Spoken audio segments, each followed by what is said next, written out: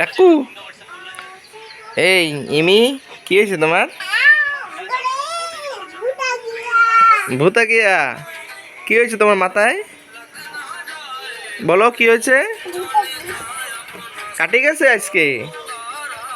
হ্যাঁ, তোর মাথা কাটে গেছে? দেখি। ও বাবা, কতখানি কাটে গেছে? পিঁপড়ের মতন অল্পটু কাটে গেছে? না শোনা, অনেকখানি কাটে গেছে। বাবা, বাবা তোমার ড্রেসিং করাই দিয়েছে? হ্যাঁ, কে তোমার ড্রেসিং করাইছে আজকে?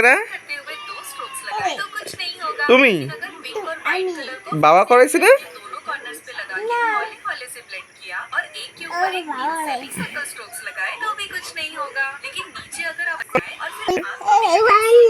দেখি, এদিকে আসো।